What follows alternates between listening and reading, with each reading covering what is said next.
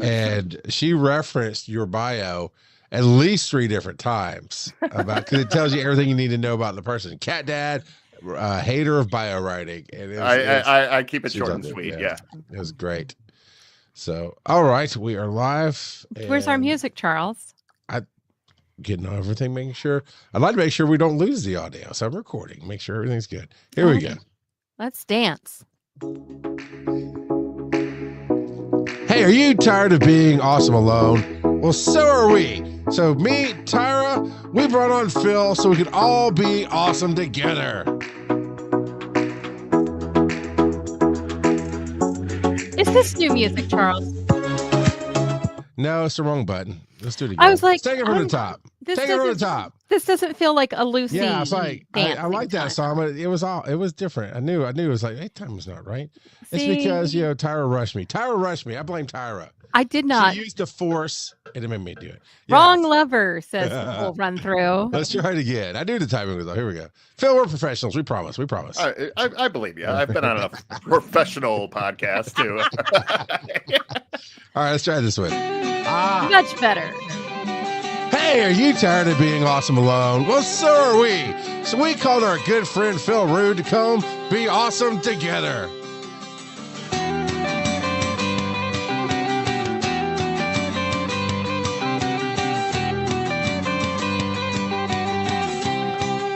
Hi, Valencia. Oh, yes, indeed. Hello, Valencia and Tyler and Jen and everybody else who's tuning in. I got to relabel my buttons. So they're just labeled the actual title of the song, and I have too many of them on here, so I hit the wrong one to start with. But it was a cool jam. It was fun. It's okay. Now Phil doesn't have to be worried about messing anything up. I just ran the show into the ground to start with, and we're all good. Okay, we're fine. Decks are cleared. We can. I can fall flat on my face and just feel like I'm part of the group. Then we would never let that happen. I know. Like Launchpad McQuack, if you can walk away from a podcast, it's a good landing. So, well, everybody knows Tyra. Everybody loves me. So let's introduce our new friend, Phil. Phil is that illustrator guy, and that's really all we needed to know. He's a cat dad. A cat dad. That got me. Why'd that get you? Because I'm a cat girl. I got 2 cats. I know. I just like to ask. So, Phil, how many cats do you have? I have 3 that live in my house. I claim 2 of them. The other one just sort of hangs out. But no, yeah, we have 3 cats, and I think like most people who have 3 cats, we didn't realize 3 was too many until we already had them settled in, and then you go, oh, 3 was too many. Yeah, they outnumber us now. No takesy backsies. So you end up, you love even the special orange cats that wreak havoc on your household. I have a tuxedo and I have a tuxedo as well. Yeah, they're crazy. Mine is a perfect gentleman. He's a great. Oh, I have a girl. He's a great tuxedo cat. He is he's a little feisty when he came in because he was a street cat that we took in. But he's actually a very sort of. My wife says he mirrors my temperament. Aww. He's very affectionate, but only on his terms and only when he wants to. Otherwise, he just wants to be left alone. And I go, you ever notice that about him? And she goes, yeah, I noticed that about him. And implying something I had not noticed until she pointed it out. But yeah. Oh, okay. Yeah, that's our Django. So ours is Princess Leia, and nice. Yeah, she's on some Prozac because she's a little crazy. Yeah, but she is also on her terms, and she will let you know in no uncertain terms when she's done with you. Yeah. His that's kind of how it works with cats. It's kind of nice. Yeah, well, yeah, my tortoiseshell's a little bit more lovey-dovey. Okay. But they will all eat your eyeballs when you pass away. So, there's that. Yes, they will. They will turn on you. I'm not an animal person. I'm aware of this, and I accept that. I accept cats on their terms. I did not need to know this. My dog will defend me. I wasn't always a cat guy, but these three kind of won me over. Yeah. Aw. Well, we also have a dog too, so we're a multi-species household. I think that's Equal opportunity. yeah, Nice. yeah. We love Dobby. He's your typical pitapotamus. Hippopotamus. So that's not what we call to talk No. about. We call It is what I call to talk Okay, about. that's fine. I'll talk about anything. By the way, hello, Cherub. I'm just trying to figure out which mom she's saying hi to. I think Kaz, Kaz? since I think Kaz said Kaz. hi back, but Because if my who knows? children call me mom, we need to call the press. Because mine are four-legged. Oh, now okay. I'm going to get my kids to follow you around on all your social media and just call you mom, just to confuse you. That'd be great. So, Phil, you obviously know, or at least have interacted with and know of people in the Frog Pants studio realms. Because you were talking about TV's Travis and Brian Dunaway. What is your entryway from illustration and everything else into digital media? Basically, I got into podcasting kind of through knowing guys like Hammond Chamberlain, and I've only kind of gotten to know TV's Travis more recently. I'm going to sidetrack off of your question and talk about Travis. I love it right now, because Travis is the guy that I've figured out. Everybody I knew in every other podcasting circle knows Travis, and Travis is like the linchpin of every podcaster and every person that you would ever want to meet. If you want to get close to, I don't know, the Norse god Thor for some reason, and if you get to know Travis will go, oh yeah, I had Thor on Wait You Haven't Seen 3 times last year. We watched Cars because he hadn't seen it or whatever. Travis just knows everybody. Yeah. And so once I got to know Travis and I was on his show a couple times, it's sort of like, oh, okay.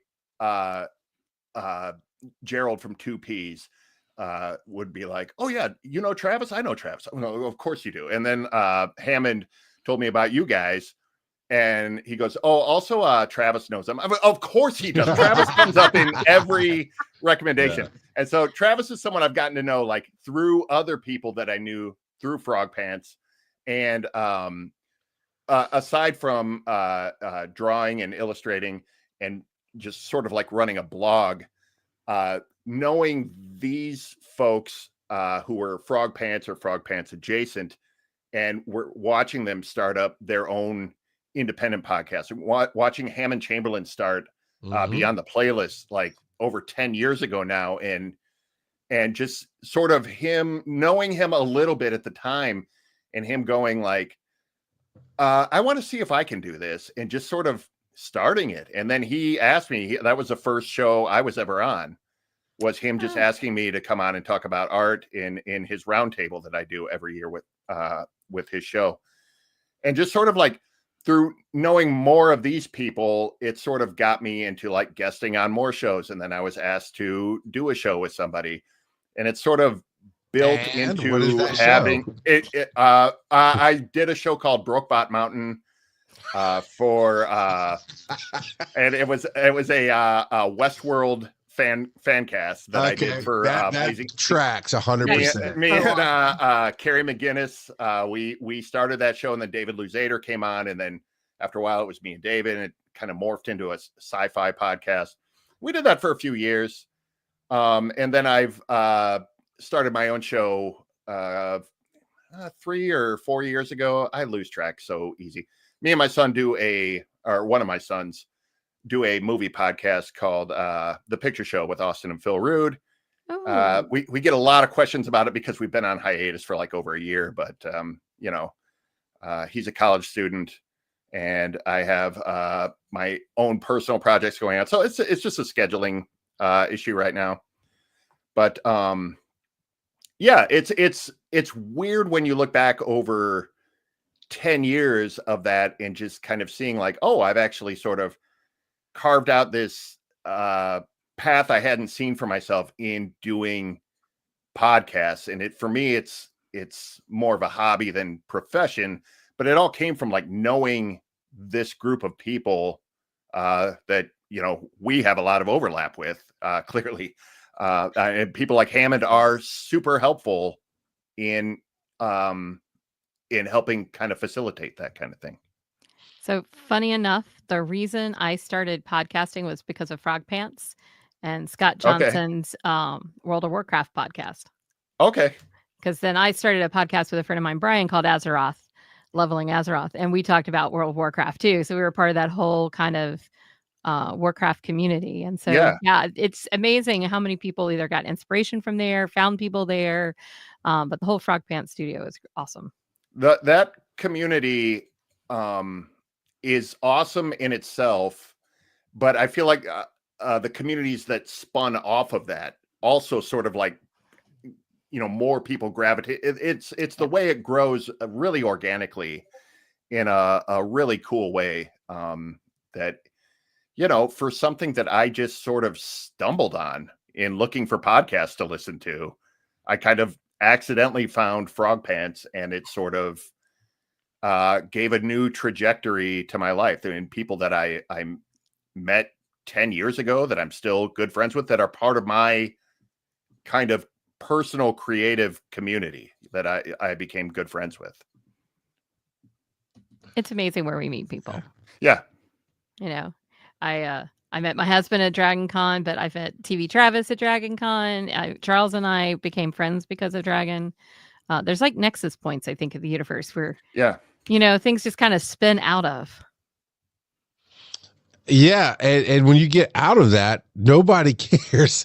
Because funny story, you know, I don't know, I feel like I've known Ibbott for a long time. We did a couple of shows together, and we were doing Pokemon Go podcast when Pokemon first started. Pokemon Go first started, rather, is at its height, and so I'm out and about, you know, doing these raids or whatever that you're supposed to do with that game, and I always try to use it as a marketing moment, right? Hey, do you listen to podcasts? And I'd ask them like, hey, do you listen to podcasts? This one guy's like, yeah, you know, I listen to the morning stream. Like, oh, you know, Brian, you know who Brian Ibbott is? Yeah, because yeah, me and him are besties, man. He's like we're doing this show together. He's like, and just walked away. I was like, what? You like Brian? You would love her. You play the game. You would love the show. Then somebody else same thing. They're like, yeah, I love Scott Singer. Like, man, Scott are besties. So it's whatever. I can't. I'm like Rodney Dangerfield. Can't get any respect out here, even though, you know, I do shows with these guys. But yeah, it is. I love podcasting digital media that way. And I came through the corporate route and actually almost started a fight with Scott Johnson back on Extra Life Radio, but that's neither here nor there. That tracks. Yeah. I just felt wronged, and it was okay. But it was no big deal. And then, yeah, later on, because of Dragon Con, I'd ran into Ibbott at the Podcast Awards in Vegas the year before that. But then the first year I was at Dragon Con, Ibbott was there, you know, doing Ibbott stuff and doing panels. And so he and I started a show about a game there, and just grew. And it's been amazing. That's how I met Hammond. And it's life is great when you put yourself out there. You can meet all kind of people that align with you.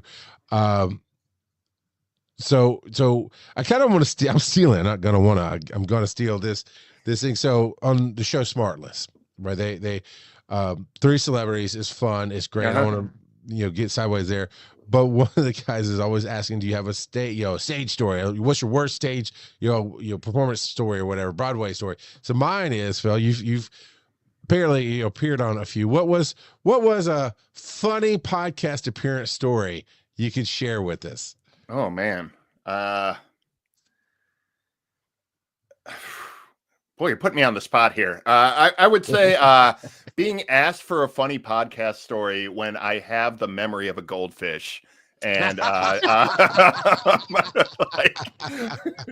it does make it difficult. I do enjoy every time I go on Wait You Haven't Seen. I always stumble on the name of that podcast because it's a question. But I feel like sometimes Travis puts me in this, hey, watch this obscure straight to video 90s martial arts movie. And then like we'll come and talk about it. and just sort of like the weird tangents it takes from just watching a movie. I remember certain conversations that I've had just for being great conversations that stand out more. I think if I have a funny or sort of like embarrassing podcast story, that's the thing that I put a weird mental block up and I'm like, never ever think of this again. Don't download this onto your phone. Please try to not bring this up again. But that's just like personal embarrassment baggage. That's every week for me. Yeah, it'll probably end up being this one too, because I don't think I rambled on too much. Or no, you can't out ramble me. As we say, we have the king of rambling, or the rock god of podcasting. A funny standout thing for me is one of Travis's other shows. Those Were the Days. Their classic TV podcast. I was watching a stream of that, and I don't remember what 80s cartoon they were talking about, but they were talking about like merch from 80s cartoons. And Amy Frost, who's on there and is a friend, she said something to the effect of like, oh, I loved my little ponies in the 80s when I was a kid. And I put in the chat something like, did you ever have the My Little Pony glue factory playset? and everybody, Amy got a sour face, and everybody else, Steven and Audie, just thought it was kind of lost control of the podcast for a second. So I sort of caused a chaotic moment in a podcast I wasn't even on. That's great. That's by virtue of the chat, something like that. Yeah. So you referenced something similarly vaguely specific about a straight to DVD martial arts movie. Were you on Cage-a-Palooza, the jiu-jitsu episode? No, I have done Cage-a-Palooza before. And now I can't remember what. We watched Bad Lieutenant Port-au-Call, New Orleans, which is just a wild movie. But I love Broke Days. It was I think I'm lost. one of the weirdest movies I've ever seen, and we had a blast with that. But no, I didn't do the jiu-jitsu one. Because you talk about straight to DVD martial arts. It was so. Tyra, it's Wait You Haven't Seen, and every October, November. I think it's like July. I think he does it in summertime. I'm bad with time. There's a month of the year that Travis only does Cage-a-Palooza, so every movie is Nicolas Cage. That's great. It's so much fun. Yeah, that's what the cage was. Yes, so Cage-a-Palooza is Nicolas Cage, and one of the craziest, weirdest movies ever apparently is Jiu-Jitsu, and I loved that episode. It actually made me want to go watch the movie, which I haven't gone to watch yet, but it's just the craziness they talked about in this movie. And so when he said straight to DVD martial arts film, I'm like, wait a minute now. No, he had me watch Mark DeCosta's movie called Only the Strong.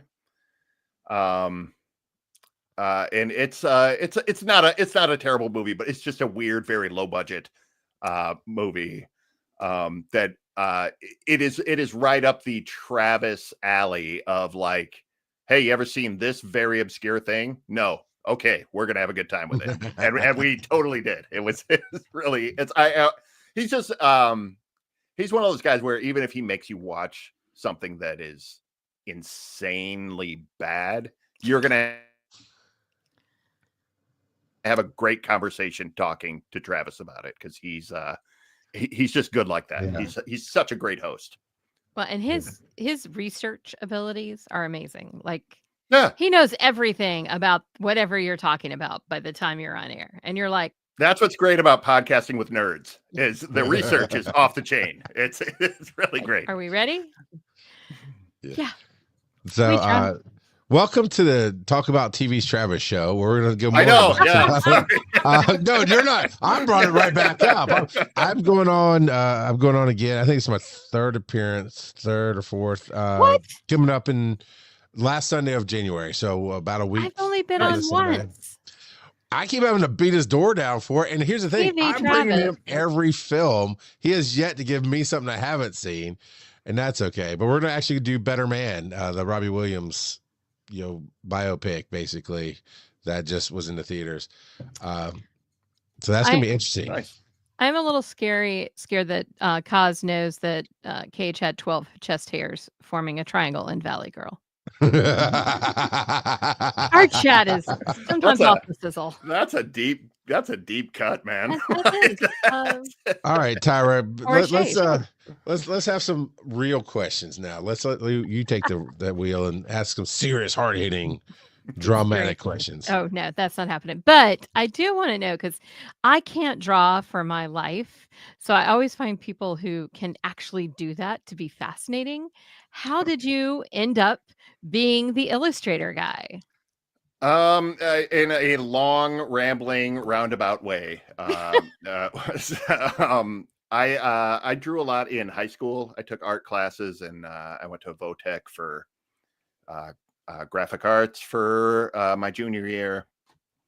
And then I kind of got away from it for a little while. I got really kind of sidetracked by life and some bad decisions, and it happens. Yeah, it happens. So through most of my 20s, I didn't really, I would draw occasionally. I would, just kind of for fun.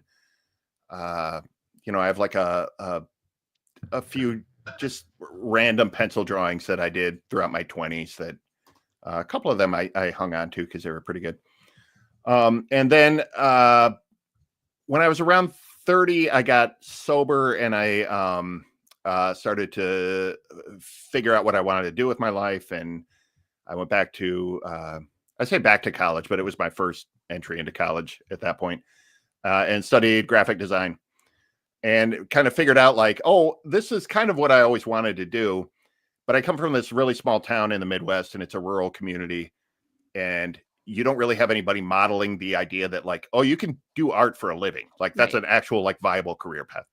And it's nobody's fault there. It's just everything is very practical in that setting. It's like you have to have a job that you can make money at, and that you provide. It's everything else is kind of entertainment. It's kind of a distraction. It's a hobby or whatever. So when I went back to school for design, I figured out. I kind of remembered that I liked drawing as much as I did, and kind of got back into that, and just kind of through steps in that, people would ask like, well, what area of design do you want to go into? Do you want to work in an ad agency? Do you want to do like layout at a newspaper? Because they were still like the dying days of newspapers at that point. And I would just say, I want to do illustration. And the more I did that, the more like cartoon-ish kind of illustration I was doing. When I came out of school, it was 2008. So, great time to be looking for a job when the economy is tanking and ready to tank. Yes. Yeah. And I had a decent paying job that I just kind of hung on to and did side hustle work and built more illustration kind of portfolio. And then I just started kind of self-publishing books. It's a weird kind of in sort of going, well, I want to draw, but not knowing what that looked like. You just kind of started to carve my own path through that. And I'm still sort of carving that out. Yeah. When you don't have something to emulate or something to mentor you through it, it's a lot harder. Yeah, it is. But in looking for that, I started to listen to podcasts that were about making art, and a lot of independent comic creators had podcasts at that time, and they were just sort of like laying out steps of, hey, you can publish your own work. It was like print on demand was really starting to happen. Like the internet was sort of making, it's a thing we hear about in like filmmaking circles all the time, and podcasting is like, the tools are here and you can do this on your own now. You don't need to wait for somebody to give you permission. And it sort of sparked a whole a branch of my art career that I don't know that I would have jumped into otherwise. You know what I mean? So do you make a significant portion of your income from your art now? No. I was hopeful, man. We feel your pain. I was very hopeful too. I'm building back up. I used to do a lot of I did some children's books, and I would do like library events and things like that, and sort of got away from doing events and market stuff, and got a little more into comics, but not enough to where I was doing like a lot of cons. And I'm just sort of starting to regroup and do more of these events. I'm getting more work actually done and getting ready to publish. I have some things I'm working on, getting more stuff in print. I'm doing more market events. I did a small con last October, and sort of building that up. I've worked as a truck driver for most of my adult life. And so up until about 3 years ago, I quit that job, which was a long time coming. It's a hard job. It's a really, I delivered beer, which is also a lot of physical labor. And it's a really good paying job when you're young. And when you're old, it's a job that just hurts you over and over again. So when I quit that job, I did attempt to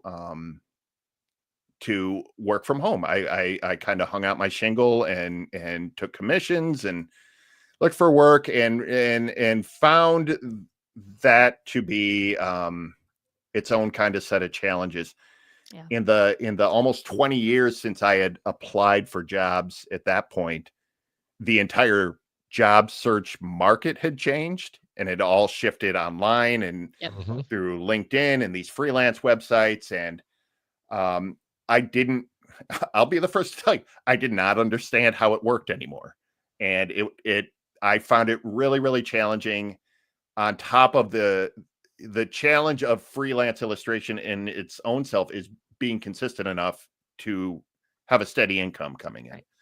So, I burned through a lot of my savings trying to do that for about 6 months before I had to go and get a day job again, which I have a really good job currently that does give me a lot more sort of work-life balance. I have a lot more time off that clock to come home and work on art.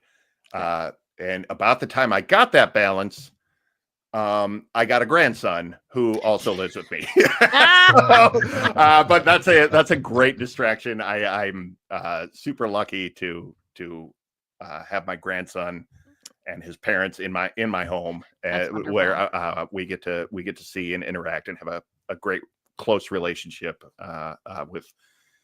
with him and with them. It's a great distraction to have, which it still allows me a lot of my time. I still have a lot of time.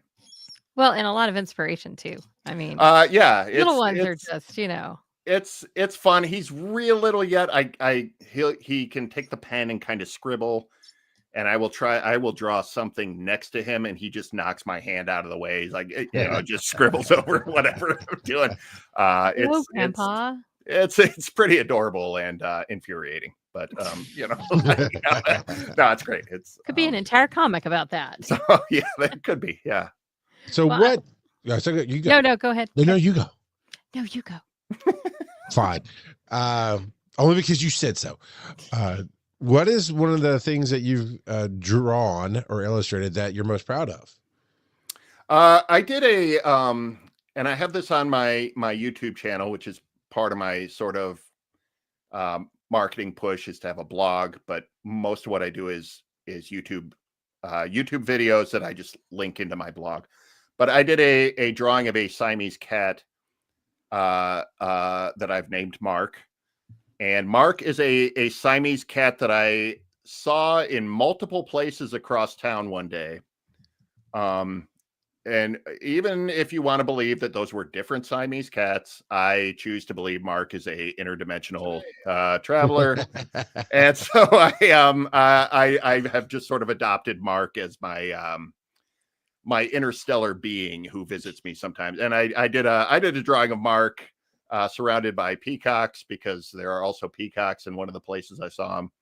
And yeah, it's weird. I admit it, but the weird stuff is the stuff I enjoy drawing the most, I think. But yeah, I have a video. It's called, I think the YouTube video is called "Oh Hi Mark." I just found it. And yeah, I'm very proud of that piece, honestly. I'm revamping my store right now and deciding which original art I want to put in it. And I keep coming across and I go, I don't think I want to part with Mark. I think I want to hang on to Mark for a little while. Don't blame you. Hang on to Mark. Mark could be the next thing. God's ass, is Mark your spirit animal? Kind of, yeah. I think Mark is my fourth cat. Is kind of the deal. So Charles, I linked the video in our private chat. All right. So everybody can go find out about Mark. Please, and please do. I did notice that cats are in your artwork a lot. Yeah, I have the alley cat. I have the alley cat. Yep. That comic is fully on my my website. Yep. It's the Cosmic Yo-Yo. I actually really liked it. That you could read that for free. And that's one of the comics I made. Yes. I had a lot of fun with that one as well. That's one of the ones I drew while I was freelancing. When I would have spare time, I would just draw a short comic. So I would have, a portfolio piece, and I would have a new piece, and I would also have something to do. So I wasn't just sitting there watching daytime TV and driving myself insane. It's working from home, I found, is a different kind of grind that drives you crazy in a very, very different way. I was not prepared for that. Yeah, it's amazing how much the dishes and the laundry need to be done. Yes. And how much you need to go outside sometimes, because I'm a person who will let himself sit at home for far too long if I don't make myself go do something every day. Oh, yeah. Me too. I would just hole up in the house forever. Yeah, I kind of spun out a little bit. I think my wife kind of dreaded coming home to see. I think there were short spells where she was like, "Oh, what crazy man am I coming home to today?" And it wasn't great all the time. Yeah. It's all good. You turn it into a characterization of Mr. Bomb at the end of the movie where everything's just going wrong. Like, the baby, the chiller, it wasn't me. I don't know. That's great. When he grows the beard and puts like weight on, I did feel like that guy. I love this shirt. What's wrong with the shirt? Yeah. I love a good movie reference. Go ahead, Madam Tyra. Well, I was just thinking, I saw one of your comics. I haven't had a chance to read it yet, about Warrior Igor. The Warrior Igor. Yeah. Yes. He looked adorable. Yes. That was a thing I intended to be a series. Man, that's probably 8 or 10 years ago. Oh my gosh. That he was sort of my take on Conan the Barbarian. It was like, what if Conan the Barbarian was like a fat drunk idiot? And that's kind of the premise. That's awesome. That he, and he has this owl called Gunther, who is kind of like, it's kind of the Inspector Gadget Penny thing where, like, the owl is actually much more capable than Igor. So I made initially I made a short story that I turned into like a small illustrated prose book, because I wanted it to be like an old school pulp novel, like the old Conan novels were. Right. It's just hard. You can do print on demand. It's just hard to get print on demand on like newsprint. I really wanted it to be like kind of crappy paper, like the old school ways. But I did a small print run of those. It still might be up on Amazon because I did it through Amazon. And then I did 2 issues of the comic. And in print, I have those. I also wanted to do those in an old school way. So I did them as a flip book. Like the issue 1 is if you read it this way. And then if you flip it upside down on the back half, upside. Do you guys remember old like flip books that had like two comics in them and you just flip them over? One was upside down halfway through. So I did it that way, and I still I actually just ordered some more of those. Oh, When I take them to events, uh, it's every event is hit and miss, but even if people don't buy that, they will pick it up and kind of flip it over a couple times and be like, "Oh, I kind of," if they're my age, they'll go, "Oh, I kind of remember these." And if they're younger, they'll go, "Oh, this is cool. I've never seen this before," which is a cool reaction to see out of people when they see like old tech. And they're, like back in our day. yeah, and like the other thing with that is I do like character head sketches. I know I'm wandering off path here, but I'll do like small sketches to sell, and I always get a younger person at the table who pulls at least one of them out and goes, "Who is this?" I don't, because they don't recognize Dick Tracy. And I'll go, "That is a 100-year-old detective that you have no business knowing about, honestly." But that's for people my age. And it's stuff like that. You talk to some people and they go, "Oh God, that hurts." And I go, "No, it's fun. It's fun. I don't expect younger people. I have younger kids or young adult kids. I don't expect young people to know every reference that I get. But it is cool to see them kind of react to some of the things like that. I think it's fun. Get off your lawn. Not quite there yet, but I do turn 50 this year. Yeah. So I'm there. Don't worry, I'm there for you. I've always thought there's a funny reference that I saw somewhere at some con for an artist. You put the sign by your book. It's like $5 to buy the book, $10 to pick it up and look at it. It's kind of. I tabled with Chris from Bent Box Comics, which is a local imprint here, and I thought he did kind of an ingenious thing where he took like a tab and basically sealed off like the last 10 pages of every book that he had displayed. So you could pick it up and flip through it, but you couldn't see how it ended without buying it. And I was like, that's actually kind of genius, man. that's a really solid move. Smart. Yeah. Not going to get all of the cow. That's right. That's right. So do you get to work conventions off and on as far as like an artist selling? How has that world been for you? I have not pursued it a whole lot, mostly just because I have not had like a consistent title. I have also like, I have no delusion about like the size of my audience. I've always struggled with social media, audience building. You get your circle, you go a little bit outside the circle, you meet people like you folks here and there through, that's why I have Travis and Hammond, so I can just meet new people. But yeah, it's always kind of kept me localized, and I kind of fell off of doing events, like I said, for a few years, and I'm just starting to get back into it. And it is like doing a con, I really didn't have very much success, but setting up a booth at Lost World Books in Fort Myers, if you're down here, check them out. Greatest bookstore in Southwest Florida. They let me set up a table there, and I actually got some traction there. I did a little bit better at a bookstore where it wasn't all comic people, but it was people coming in going, "Oh, I used to read comics. These are cool," and they would buy things from me.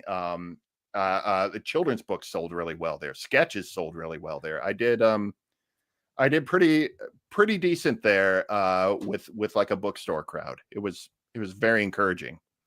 Well, and I think that just expands your market, especially if you're getting new things in. Sure.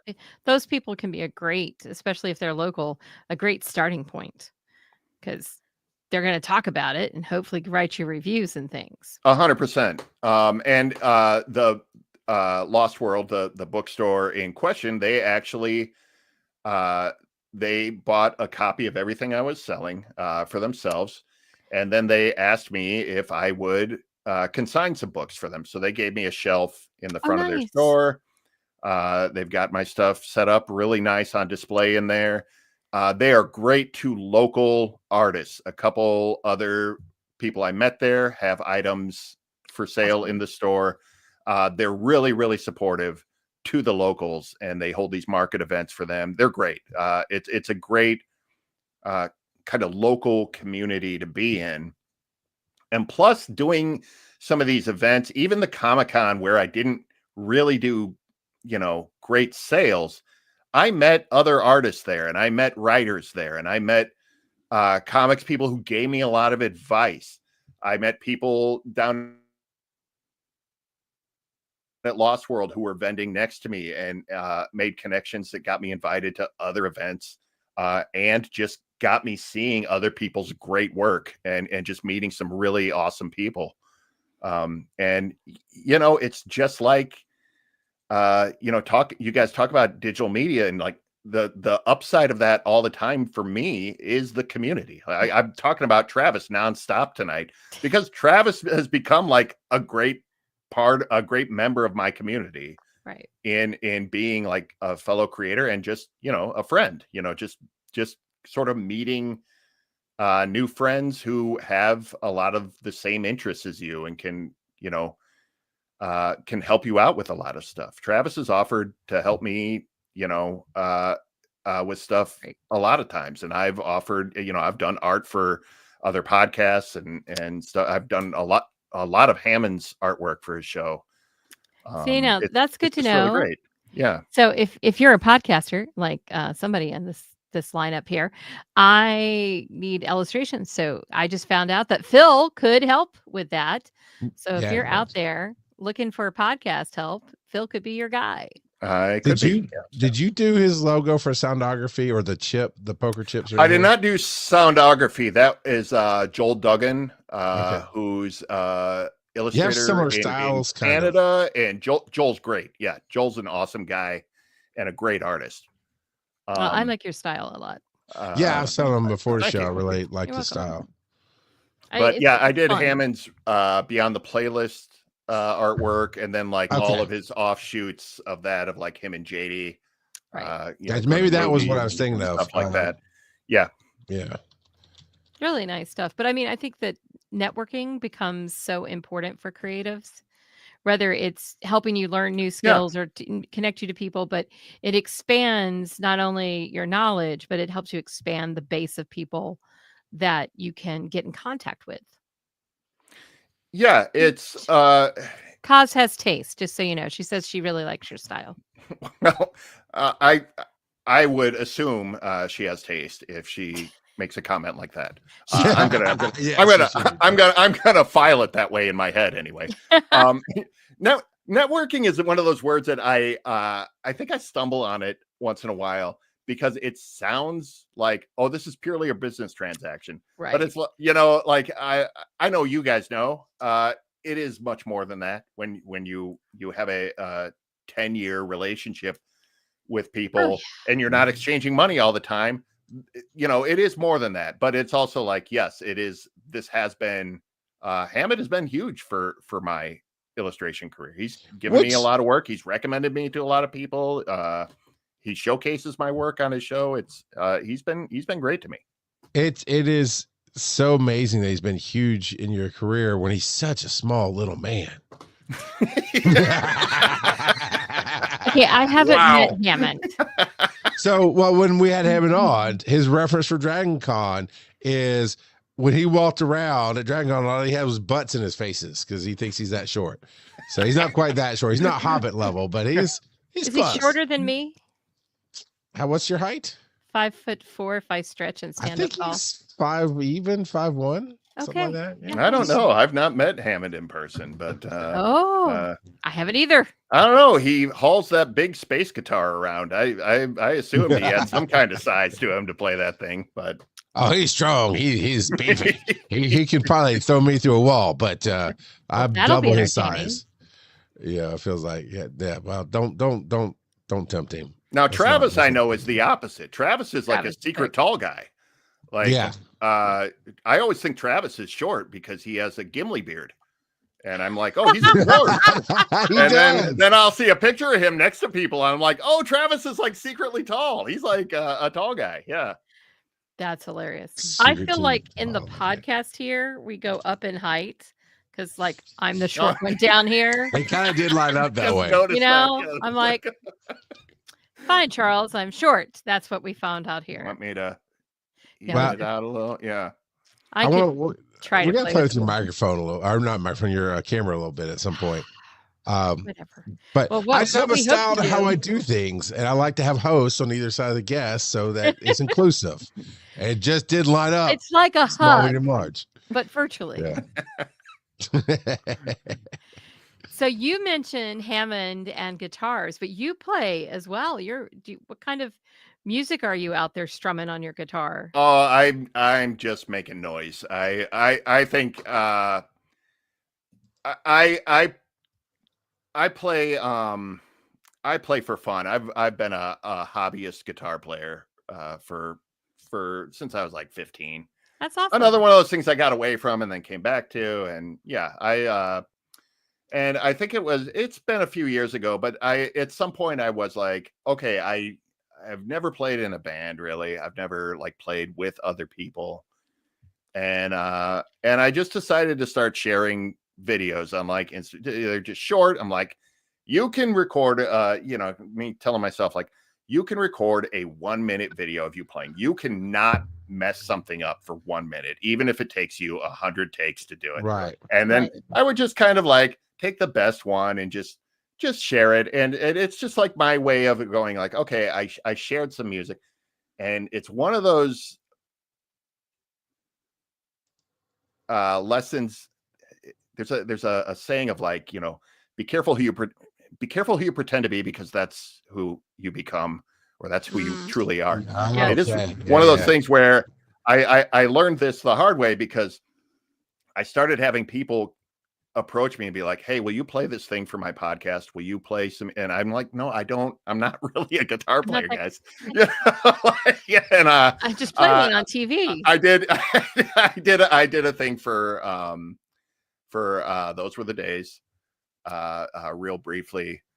But I play on social media. I don't take it very seriously, and I don't really consider myself a musician, even though people have referred to me that way, because I have a lot of respect for real musicians who go out and like really grind it out and really work hard at it.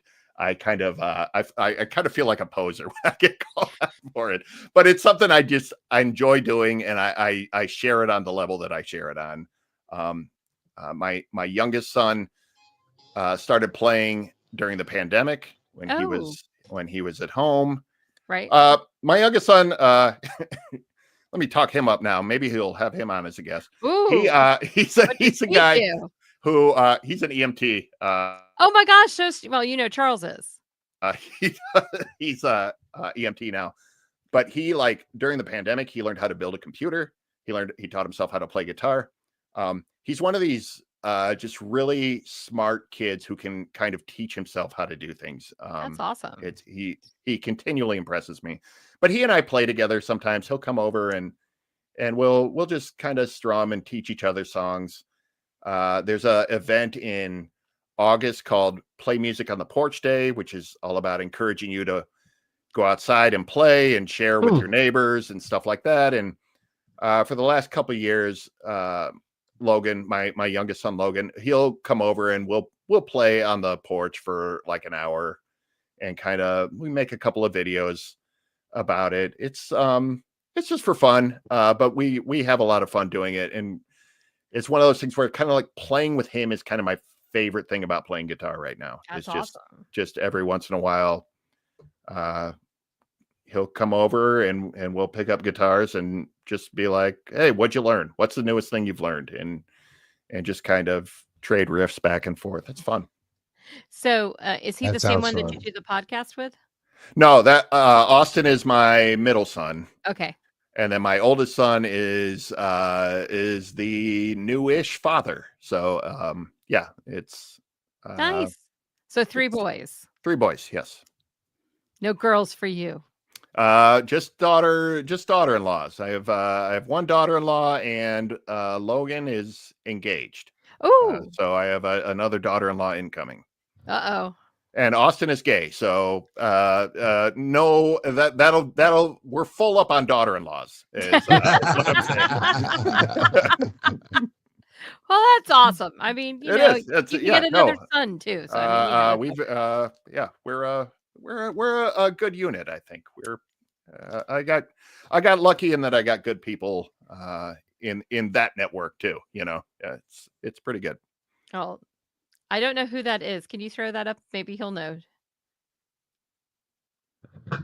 Charles, last comment. Okay. Who is Jimeth? When you say that threw me off. I'm like, I can tell a lot of things. That's my buddy Paul Chomo. That's Hi, Paul of Varmints fame, the podcast Varmints, just all about animals. And Paul was on the Blazing Caribou Studios network where I did Brokebot Mountain. Paul did his show on there. Paul's a great guy. Super funny guy. Great podcaster. Well, Paul, hi and welcome. I love your picture, by the way. Not currently doing shows, but yeah, Paul's just great people. So we've mentioned. If you know someone who knows Paul, I defy you to find someone who knows Paul who does not like him. Ooh. Well, he's just one of those guys. Just like every other curse, we talked about Travis too much like this. And now. And we've got TV Travis, but Phil, my good buddy Phil. Say his name 3 times. You know he's going to show up. Yeah. We already did the Talking Travis podcast earlier in this episode. I would still like to file my complaint now that he's here. Oh, okay, file away. I've only been on your podcast once. These guys, these jokers, multiple times. What gives? Yeah, why so sexist, Travis? Why so sexist? Wow. Wow.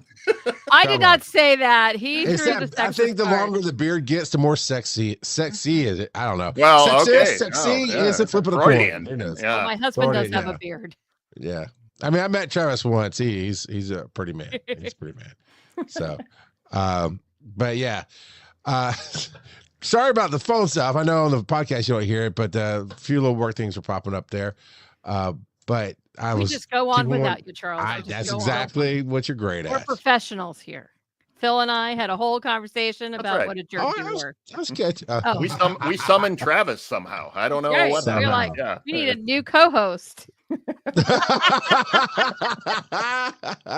Don't say that too loud. Phil Keating will try to apply. Oh. So, but Phil, have you ever considered or have you been to Dragon Con? Oh, I have considered it. It's just that thing where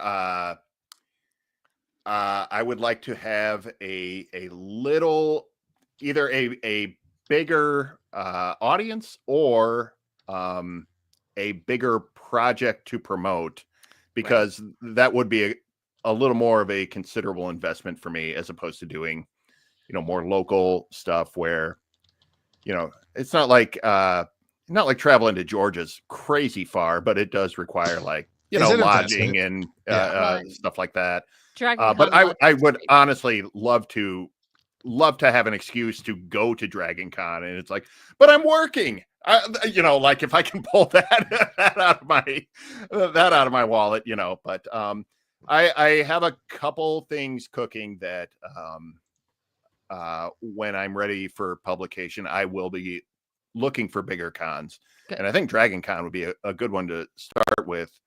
We have Mega Con in Orlando, and Tampa has a great con. But Dragon Con sort of gets me out of my immediate area, and is a huge audience, and would also be just super fun to attend. And I'm working with a writer currently. Oh. And he lives in a different part of the country, so it would be something we could both travel to and sort of like meet in the middle kind of thing too. So it is something on my radar, just not something in my immediate future right now, Well, I will say that Charles and I have been doing a lot of smaller cons lately, and I just want to say they're great. They're sort of like what you were doing at the bookstore. We've had some really great experiences and growth through that. of meeting people and building and honing the craft before you get to the big show. Yeah. So, and there's a lot of cons that have a lot of love for comics and for illustrators and that focus on that. So I strongly that seems encourage to be that. the big challenge too, because a lot of Comic Cons are really just like more general, like pop culture cons, which is great. But it's like it makes comics very niche again, and it's just sort of like you want to go to the show where like this is what people are looking for, and things like that. Yeah, those are harder to find. But like Charleston, we did Pensacon. He took his game show there one year, and Pensacon's in Pensacola, Florida, and it's a little bit bigger con, but it has a fairly decent illustrator group there. Cool. I'm trying to think where else is good. Well, Charles, I think you're going to hopefully be at Multiverse this year. Maybe I will be, but Multiverse is a little con in Atlanta that has different tracks related to things, and they 12 different tracks apparently now. 12? What the heck? That's what Vanessa said. Yeah. 12? Okay, 12 tracks. It's a small con, yeah, but they love I don't know what what they're going to do with 12 tracks, but Yeah. okay, good times. But that hotel, I can walk to the con in like 5 minutes, and that's great. So anyway, moving on now. 12 tracks. What the heck? Okay. It's the little things that confuse the heck out of me. So it's a confusing world. it is a confusing world. And I have to admit, I read the Yo-Yo Alley Cat comic today, and I loved how it ended and how the world is just coming back and forth. But I love the whole roundabout having to read text backwards bio that you put on the end. Yeah. And that the thought of being stuck in third person for a couple of days because of it. I like that you actually read through it and liked it. And I'm like, people will either like get what I'm doing. I didn't think anyone would read all the way through it. I figured people would go like, okay, I see what he's doing. I get the joke. Move on. This will either people will either get what I'm doing, or they will be infuriated by this.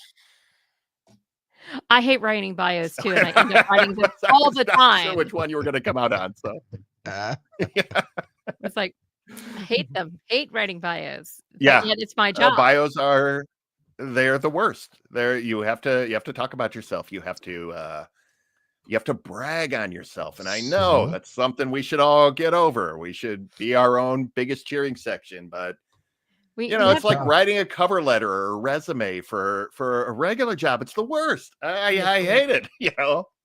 I hate it. And what I hate even more is like if I read somebody's bio and I'm like, oh, did you use AI to write this?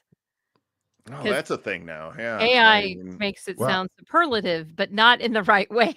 Right. She and I have shared different paneling sessions on this where the short version is you need to know what you're talking about so you can use the tool and then make it sound more like you're more human and refine it in. Because I'm going to give you a fun trick, and I know Tyra's going to inspire you to remember your fun trick that you've been telling me about. But the one that I did that I found about prompt engineering was I went to ChatGPT and said, hey, interview me like you're from, and I picked Rolling Stone magazine because I wanted that more edgy, rocky vibe versus like New York Times or whatever. So that interview me like you're interviewing me for Rolling Stone.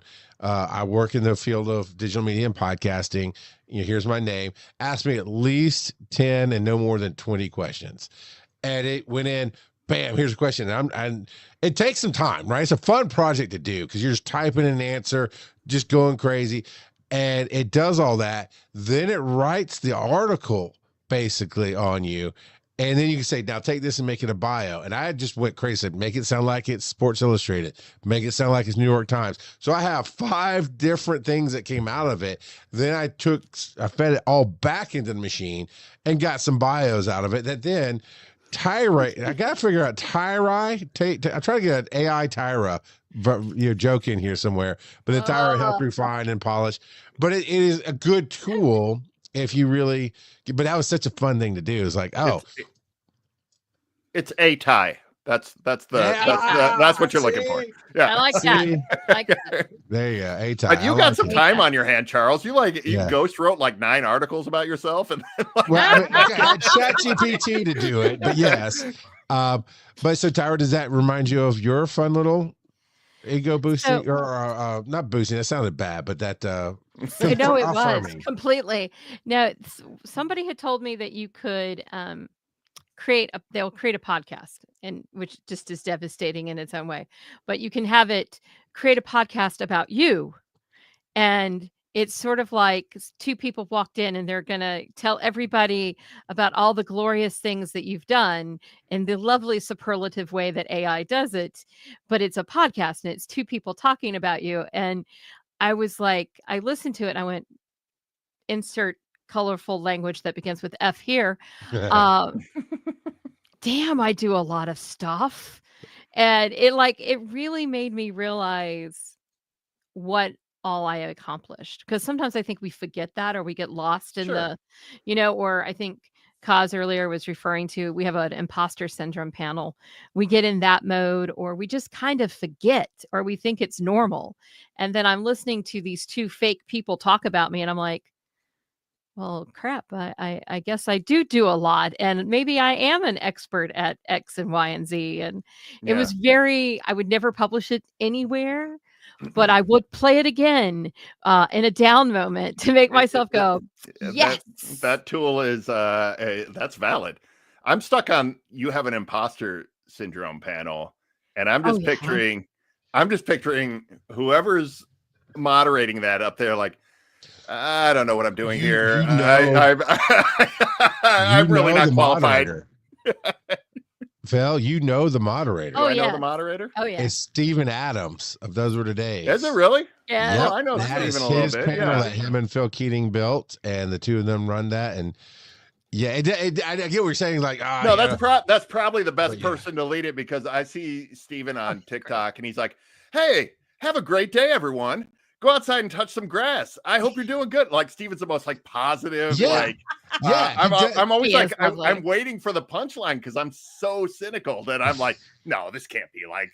No, that would be Phil. Phil would have the other Phil. Steven's just a nice guy who's just trying to pump everybody up, But he thinks, because he will literally follow it with, "I've got nothing to add to life. I'm trash," and so he does a phenomenal job, and everybody that shows up on that panel has every reason to think they contribute to something amazing, but every one of them believes, I don't belong here. And now he's not been to the con since in a couple of years, because different things in life. I've been trying for years, I've been trying to work it out. But the person who might surprise you, maybe not if you know him and interacted with him, but that would absolutely jump on that panel, is Brian Ibbett. Really? Oh God, yeah. He doesn't believe he'll openly talk about it. Like, he doesn't believe he's earned any of the awards. He doesn't think he belongs. And he and I have had long conversations. Why I dubbed him the nicest man in podcasting ever. And then when I found out he really felt the opposite, I was like, oh, now I'm going to lay it on thick. The king of podcasting, the man who founded it, all this stuff. Zeus. He's a great, nice Zeus. Right? Yeah. The nice Zeus. He is like the sweetest, kindest, givingest. I mean, back when Brian and I met him, we were at the Peachtree, the Weston up in the bar, and the podcasters were meeting up there. This is decades ago. It's before I was with Shane. And we were asking him questions. We were nobody. And this man freely gave of his time and his knowledge. He is the nicest man in digital media. Oh my gosh. Sure. He's just a sweetheart. Yeah. So I'm shocked but that makes me feel kind of better, because I have imposter syndrome all over the place, which is why I need to listen to a podcast about myself to make myself feel better. I think that's great. I honestly think that's a great. I think that's a great tool. Whatever you can do to like pump yourself up, because I think so. I mean, we can sit here and talk about imposter syndrome all day, because I think I've yet to meet somebody in a creative field who doesn't have it to some degree, and the ones who don't have it are complete psychopaths. It's like, I want you to have some imposter syndrome. You need to get knocked off your horse a little bit, because I just think there's something inherently humble about most people that make them want to think like, no, I'm not that good. People are just being nice to me or whatever. I've certainly suffered from it a lot. And it took me hearing other people have theirs to sort of make me realize like, no, you have to stop doing that. When someone comes and looks at your book at your table, you can't sit there and go, you don't have to buy it, it's not that good.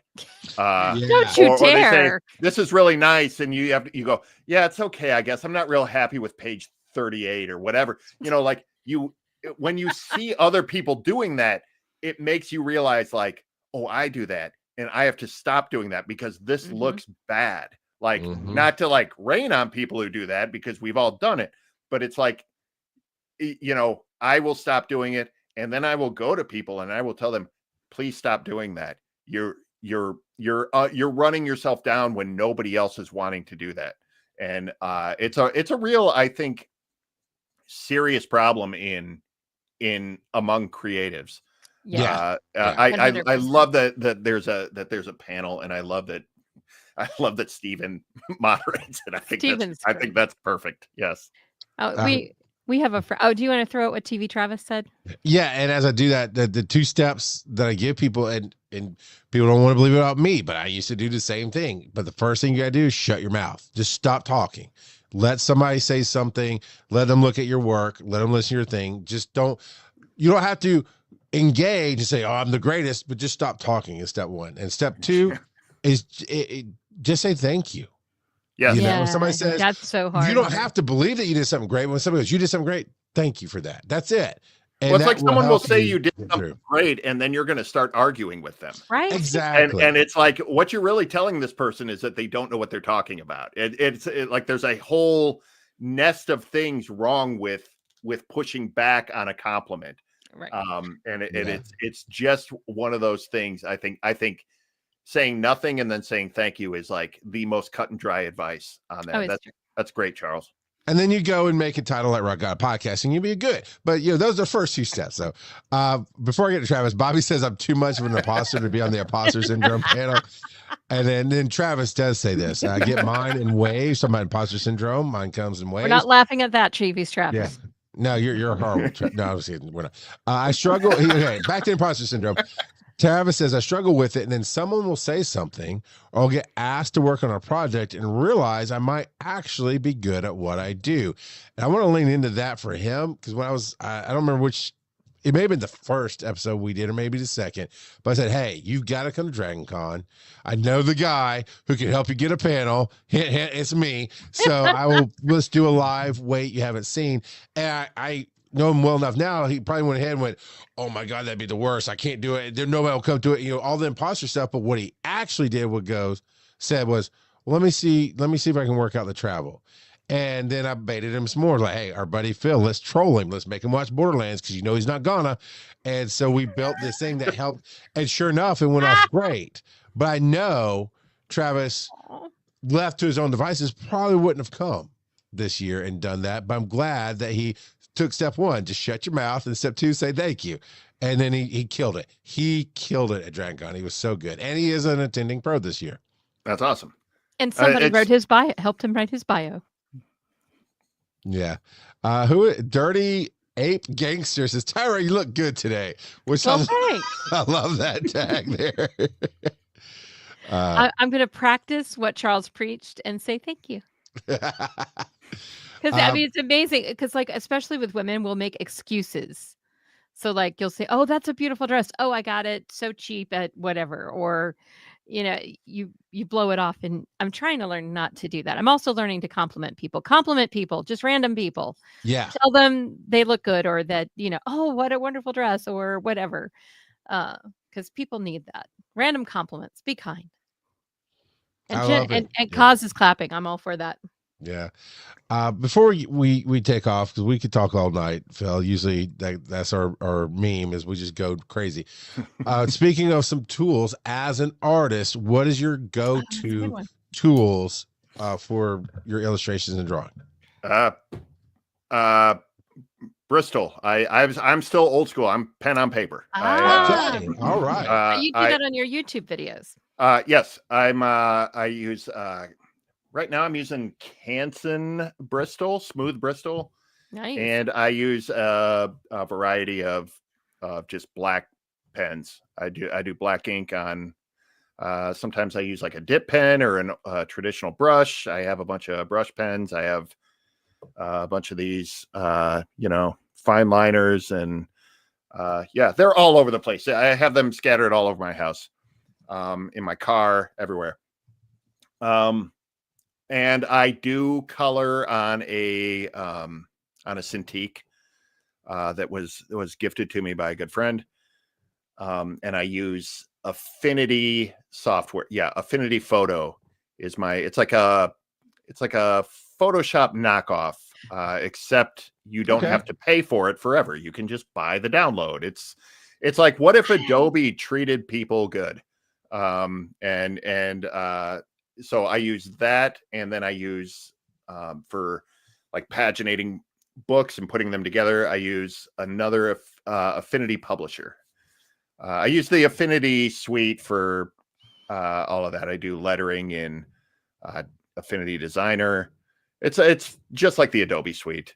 I encourage a lot of artists to look into that because it is more affordable than a subscription model, and the user experience and interface is, I'm not going to say it's identical, but it's very, very close. It's very easy to transfer from one to the other. We have a friend, Tales by Bob Magoo, and he swears by the Affinity suite. Yeah, it's great. It's like I tell a lot of people who make art about it, and they'll go, "I've never heard of this. How come I've never heard of this?" And it's like, it's why I try and tell a lot of people that it's a really good photo. And I understand if you're working for clients or you're working at like a bigger design firm, Adobe is industry standard and you kind of have to use it. And there's good stuff about Adobe too. I don't mean to come down on it. That subscription model just burned me a few years ago, and I never quite got over it. So as soon as I found Affinity, and there's also good, or at least decent open source things like GIMP and things like that you can use for, it's like freeware, but it's not quite as smooth, I don't think. But it's good for people on a budget, and most artists are on a budget. Yes. My sister started as an artist in her 60s, and Nice. she just got an upgraded iPad. She does everything digital, and my gosh, I don't think she's come up for air. Yeah.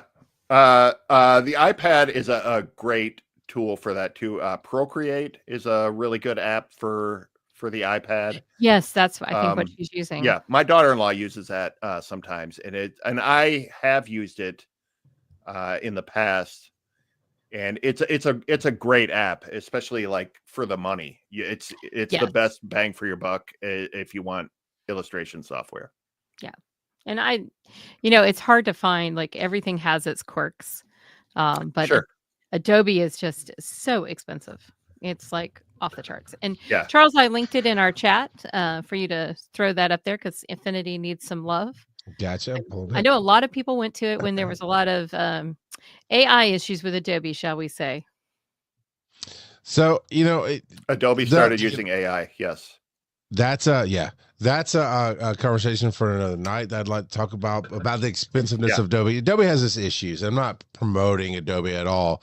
But I do remember the days where Photoshop was $800 and this editing thing was $900. So for me, just on the surface, again, I use the PDF writer by them because I edit PDFs a lot in my line of work. Right. So I use that because that's the shining star, and I just buy it outright. I don't pay the subscription.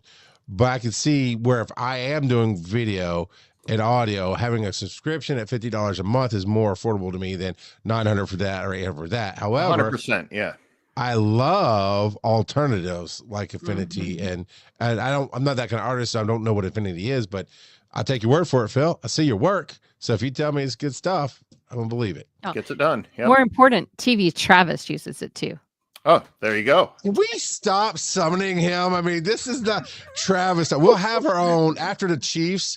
You win the Super Bowl again, cheating, but whatever. After the Chiefs, we'll start our own Travis talks. Nobody would be thinking it's that Travis. It's TV's Travis, and we'll just recap everything he does in the week. Like we love Taylor and Travis so much. Travis this week where he made Steven laugh. He's so good. I love TV's Travis.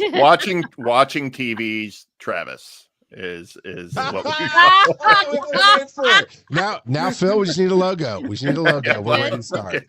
We're on like Donkey Kong. Let's go. So, all right, where can they find you in the world, Phil? You can. I'm just gonna send you to my website. It is philroodart.com. All my links to social media, YouTube. You can see my portfolio there. You can read comics. You have links to my store. It's all right there. I know the days of website standalone websites are seem like they've gone by, but I'm trying to bring them back. Go straight to my website, straight to the source. And for the podcast version, that's PHIL for Phil. Rood is ROOD, and art is art. Come on, you can spell art. You're good. ART, just in case. Tyra takes pity on the fool. I do. I just read how much of the United States is illiterate. So now I'm going to spell everything, and it's made me very sad. So, well, we definitely appreciate you, Phil. Tyra? Yes. Where can they find you? Where they can always find me, Charles, at Be Awesome Together and at tyraburton.com. And I really need to revamp my page. It is linked over at linktree/RGOP42, where you can find everything that I do there on all the media and all the different shows that I do. We definitely thank you for coming on. I'm not going to thank Hammond, just because I got to give Hammond a hard time. You got to keep him in his place, right? You can't just let him get a big head. What, ma'am? Who? Wait, I haven't talked about what's coming up. Okay. All right. Okay. What's next? I don't know. Next week. I love it. Stop. No, I'm just kidding. Let's go. No, next week we don't have a guest yet because the one I asked has not responded to me, but that's fine. I still love you. You know who you are, Vito. But it could just be Charles and I talking. We don't know. We'll see. But after that, on the first episode in February is Hissin' and Kissin', and they do a podcast about fantasy animals. It'll link right in with Valentine's Day that's going to be coming up. So those lovely ladies, Sarah and Jess, will be here with us. And then we have a bunch of other guests coming that I can't remember any of their names, but Bob Magoo will be here at some point. And obviously we're going to have TV's Travis and Bobby. We need to have Black Wolf on here at some point. Yeah, the only time he came on was a panel show, I think, that we did. No, he came on for me one day when you deserted me. Oh, that's right. When I was occasionally just like ups and goes. You just like poof, and I'm by myself. You gotta keep them on their toes, Phil. You gotta keep them on their toes. So anyway, come and join us. Thanks, Phil. Thank you. Everybody listening, be like the whatever it is that you're gonna relate to this, and bring a friend. Tell somebody. We can't be awesome alone. We can only be awesome together. So bring your friends. Come tune in every Wednesday night at 8 p.m. Eastern, and we will see you all again next week. And let's listen to some cool music. Hit the right button. Yay! He can be taught.